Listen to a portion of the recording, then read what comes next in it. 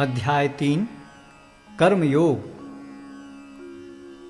अर्जुन ने कहा, हे जनार्दन, हे केशव, यदि आप बुद्धि को सकाम कर्म से श्रेष्ठ समझते हैं तो फिर आप मुझे इस घोर युद्ध में क्यों लगाना चाहते हैं? आपके व्यामिश्रित उपदेशों से मेरी बुद्धि मोहित हो रही है।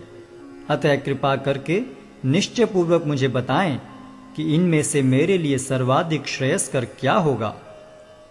श्री भगवान ने कहा, हे निष्पाप अर्जुन, मैं पहले ही बता चुका हूं कि आत्म साक्षात्कार का प्रयत्न करने वाले दो प्रकार के पुरुष होते हैं।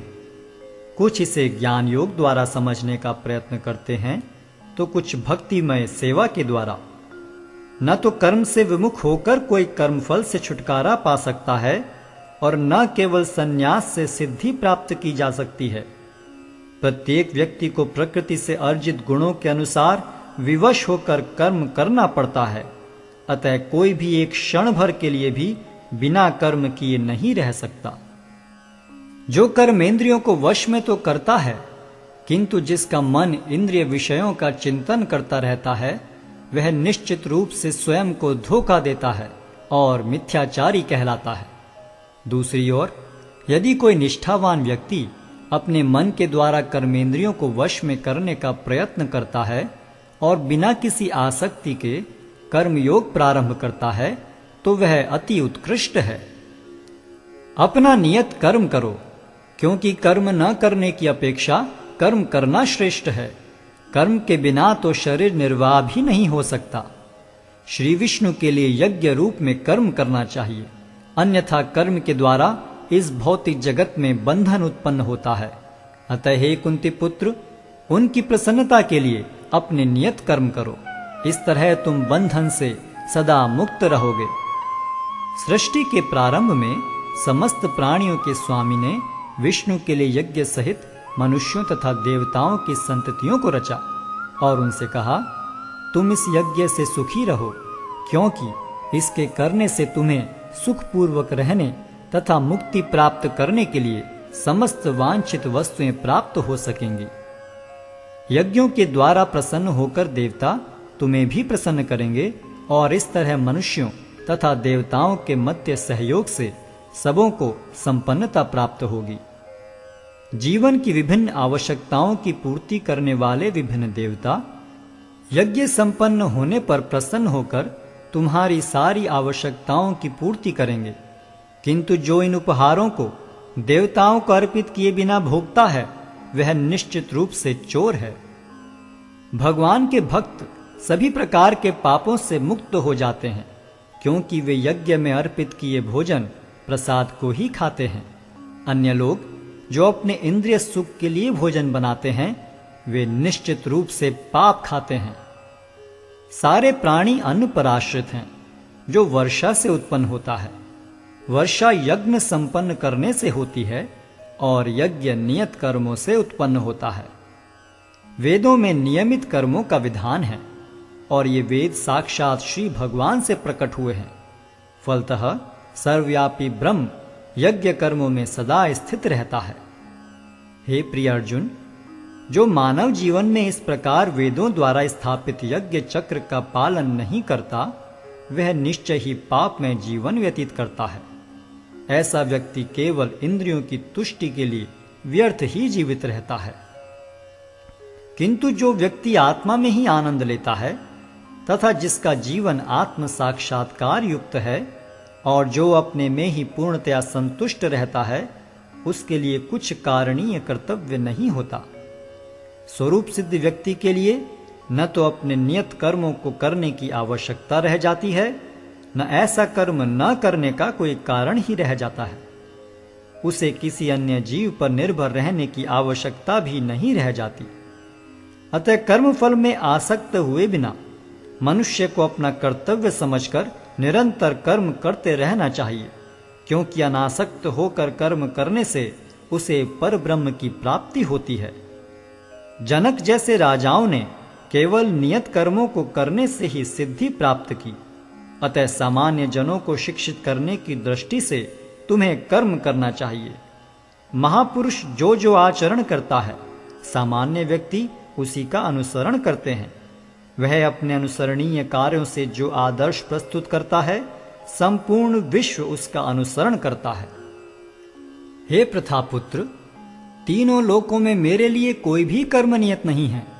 न मुझे किसी वस्तु का अभाव है और न आवश्यकता ही है, तो भी मैं नियत कर्म करने में तत्पर रहता हूं। क्योंकि यदि मैं नियत कर्मों को सावधानी पूर्वक न करूं, तो हे पार्थ, यह निश्चित है कि सारे मनुष्य मेरे पथ का ही अनुगमन करेंगे। यदि मैं नियत कर्म न करूं, तो ये सारे लोग नष्ट हो जाएंगे। तब मैं अवांछित जन समुदाय को उत्पन्न करने का कारण हो जाऊंगा और इस तरह संपूर्ण प्राणियों की शांति का विनाशक बनूंगा। जिस प्रकार अज्ञानी जन फल की आसक्ति से कार्य करते हैं, उसी तरह विद्वान जनों को चाहिए कि वे लोगों को उचित पथ पर ले जाने के लिए अनासक्त रहकर कार्य करें। विद्वान व्यक्ति को चाहिए कि वह सकाम कर्मों में आसक्त अज्ञानी पुरुषों को कर्म करने से रोके नहीं, ताकि उनके मन विचलित न हो, अपितु भक्ति भाव से कर्म करते हुए वह उन्हें सभी प्रकार के कार्यों में लगाएं, जिससे कृष्ण भावनामृत का क्रमिक विकास हो। जीवात्मा अहंकार के प्रभाव से मोहग्रस्त होकर अपने आप को समस्त कर्मों का कर्ता मान बैठता है, जबकि वास्तव में वे प्रकृति के तीनों गुणों द्वारा संपन्न किए जाते हैं। हे महाबाहो, भक्ति भाव में कर्म तथा सकाम कर्म के भेद को भली भांति जानते हुए जो परम सत्य को जानने वाला है, वह कभी भी अपने आप को इंद्रियों में तथा इंद्रिय तृप्ति में नहीं लगाता। माया के गुणों से मोहग्रस्त होने पर अज्ञानी पुरुष पूर्णतया भौतिक कार्यों में संलग्न रहकर उनमें आसक्त हो जाते हैं। यद्यपि उनके ये कार्य उनमें ज्ञानाभाव के कारण अधम होते हैं, किंतु ज्ञानी को चाहिए कि उन्हें विचलित न करे। अतः हे अर्जुन, अपने सारे कार्यों को मुझ में समर्पित करके मेरे पूर्ण ज्ञान से युक्त होकर लाभ की आकांक्षा से रहित, स्वामित्व के किसी दावे के बिना तथा आलस्य से रहित होकर युद्ध करो। जो व्यक्ति मेरे आदेशों के अनुसार अपना कर्तव्य करते रहते हैं और ईर्ष्या रहित होकर इस उपदेश का श्रद्धापूर्वक पालन करते हैं, वे सकाम कर्मों के बंधन से मुक्त हो जाते हैं। किंतु जो ईर्ष्यावश इन उपदेशों की उपेक्षा करते हैं और इनका पालन नहीं करते, उन्हें समस्त ज्ञान से रहित, दिग्भ्रमित तथा सिद्धि के प्रयासों में नष्ट भ्रष्ट समझना चाहिए। ज्ञानी पुरुष भी अपनी प्रकृति के अनुसार कार्य करता है, क्योंकि सभी प्राणी तीनों गुणों से प्राप्त अपनी प्रकृति का ही अनुसरण करते हैं। भला दमन से क्या हो सकता है?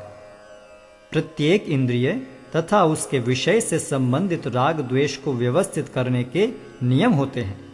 मनुष्य को ऐसे राग तथा द्वेष के वशीभूत नहीं होना चाहिए, क्योंकि ये आत्म साक्षात्कार के मार्ग में अवरोधक हैं। अपने नियत कर्मों को दोषपूर्ण ढंग से संपन्न करना भी अन्य के कर्मों को भली भांति करने से श्रेयस्कर है। स्वीय कर्मों को करते हुए मरना पराये कर्मों में प्रवृत्त होने की अपेक्षा श्रेष्ठतर है, क्योंकि अन्य किसी के मार्ग का अनुसरण भयावह होता है। अर्जुन ने कहा, हे वृष्णिवंशी, मनुष्य न चाहते हुए भी पाप कर्मों के लिए प्रेरित क्यों होता है? ऐसा लगता है कि उसे बलपूर्वक उनमें लगाया जा रहा हो। श्री भगवान ने कहा, हे अर्जुन, इसका कारण रजोगुण के संपर्क से उत्पन्न काम है, जो बाद में क्रोध का रूप धारण करता है और जो इस संसार का सर्वभक्षी पापी शत्रु है। जिस प्रकार अग्नि धुएं से, दर्पण धूल से अथवा भ्रूण गर्भाशय से आवृत रहता है, उसी प्रकार जीवात्मा इस काम की विभिन्न मात्राओं से आवृत रहता है। इस प्रकार ज्ञान में जीवात्मा की शुद्ध चेतना उसके काम रूपी नित्य शत्रु से ढकी रहती है, जो कभी भी तुष्ट नहीं होता और अग्नि के समान जलता रहता है। इंद्रियां, मन तथा बुद्धि इस काम के निवास स्थान हैं। इनके द्वारा यह काम जीवात्मा के वास्तविक ज्ञान को ढककर उसे मोहित कर लेता है। इसलिए हे भरतवंशियों में श्रेष्ठ अर्जुन, प्रारंभ में ही इंद्रियों को वश में करके इस पाप के महान प्रतीक काम का दमन करो और ज्ञान तथा आत्म साक्षात्कार के इस विनाशकर्ता का वध करो। कर्मेंद्रियां जड़ पदार्थों की अपेक्षा श्रेष्ठ हैं। मन इंद्रियों से बढ़कर है, बुद्धि मन से भी उच्च है और वह आत्मा बुद्धि से भी बढ़कर है। इस प्रकार हे महाबाहु अर्जुन, अपने आप को भौतिक इंद्रियों, मन तथा बुद्धि से परे जानकर और मन को सावधान आध्यात्मिक बुद्धि से स्थिर करके आध्यात्मिक शक्ति द्वारा इस काम रूपी दुर्जय शत्रु को जीतो।